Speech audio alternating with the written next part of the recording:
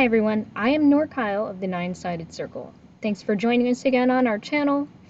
If you're familiar with us, you know that we do super long videos all the time, every week.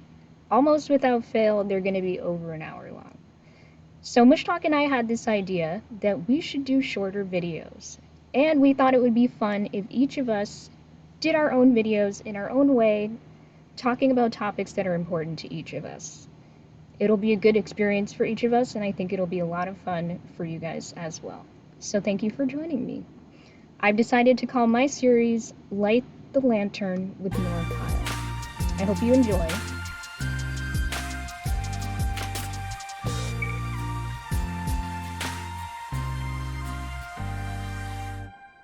So, I wanted to get us started with a story.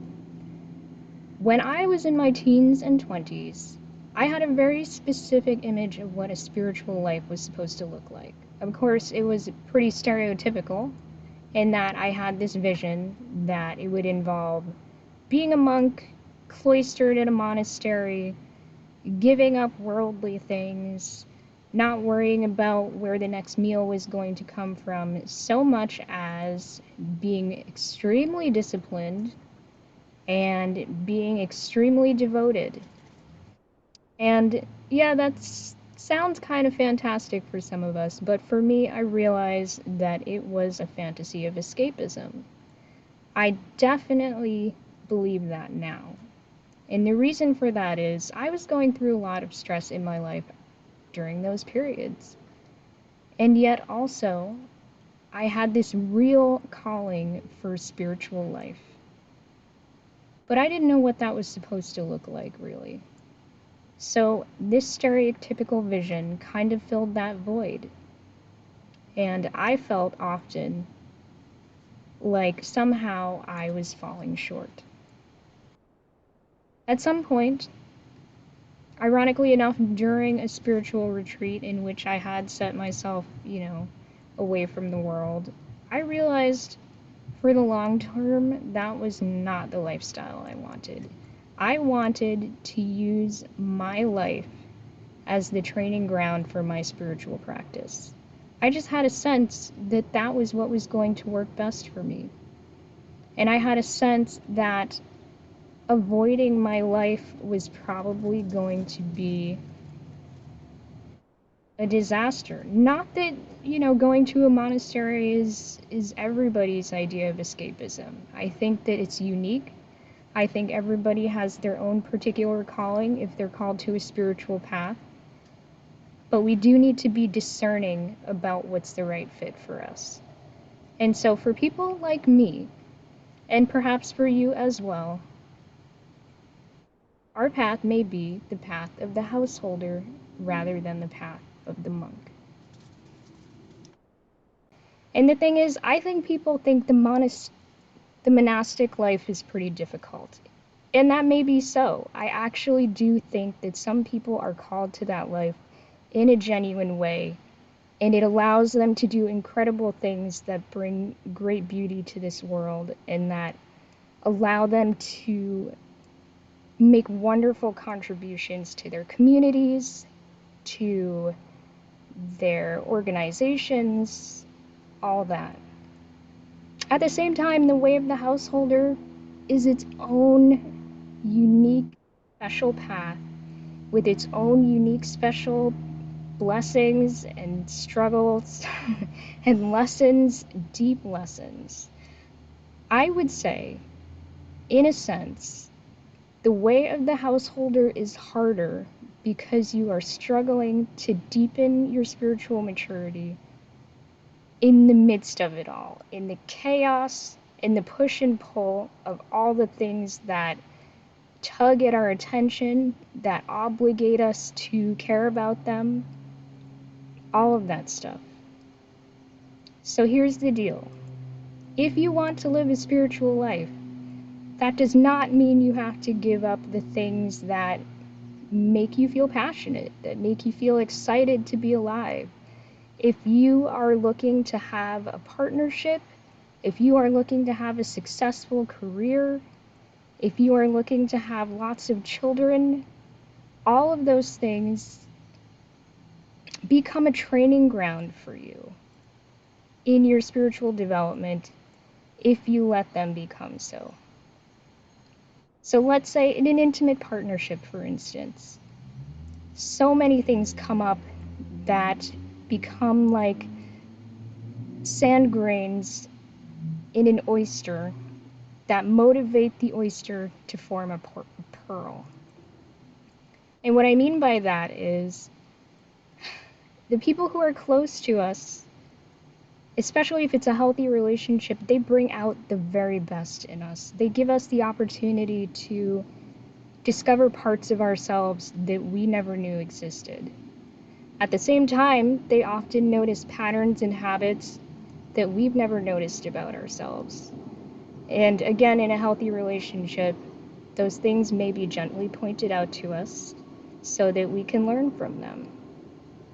Ideally, in an intimate partnership it would be between two people or more, perhaps, sharing the path of the householder, meaning that this is a shared endeavor. You guys share a goal together to use everyday life as your training ground for spiritual development.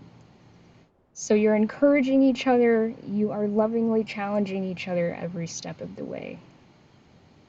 And as far as children are concerned, should you choose to have them, should you desire to have them, I would imagine that every day with a child brings its own unique beauty and challenges.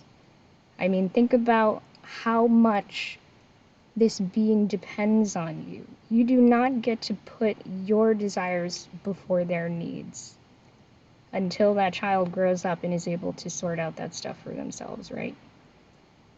In which case, that means that anything you want and need, you're going to have to be flexible in order to achieve those things. And they are important.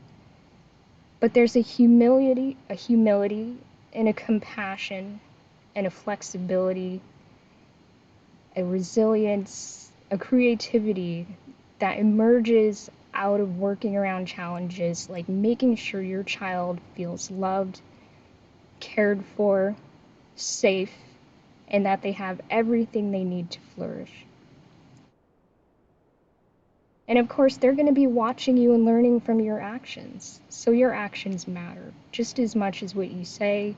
What you do is perhaps more important. So it's a motivator to make sure you're bringing your best to your home life, into your relationship with whoever you're raising those children with, and with the children themselves. And as for your career, or your job, or whatever occupation you have that allows you to sustain and care for yourself and for your loved ones, you can bring your spiritual work to work. You can use breath practice while communicating with clients. You can make sure you're being present with them and listening to them wholeheartedly. You can make sure that people feel safe in your shop, perhaps, and that they feel invited in. You can offer them tea if that's a setting in which that's appropriate. You can make them feel at home. You can help bring out the best in them and cheer them on throughout their day just by being yourself and by bringing your spiritual depth into your occupation. And of course, throughout the chaos of every day, you're going to have to learn how to find time to do the practices and to do the contemplation and the self-reflection that you crave to do on your spiritual path. You have to find ways to make that a priority while meeting your other obligations. And you can find ways to find joy in that and to savor every moment, whether you are playing games with your child and just loving the humanness in them, or holding hands with your partner as you watch a movie and think, I feel peace right now and I'm really enjoying this. So you don't need to run away to an ashram or to a monastery or necessarily anywhere to experience a life of spiritual practice. The teacher who's the right fit for you will be the teacher who's able to meet you where you're at and to encourage you to use your life experiences and your everyday obligations as your training ground for deepening your spiritual life. So there you go. So there you have it. Thank you for joining me on this first video. I hope you enjoyed it, and I would love if you would comment below what your experience is with this. Are you on the path of the householder? Are you drawn more to the path of the monk? Let me know. I would love to hear your story. And please remember, it would help us out greatly if you would like and subscribe to our channel. Thank you so much. I'll see you in the next video.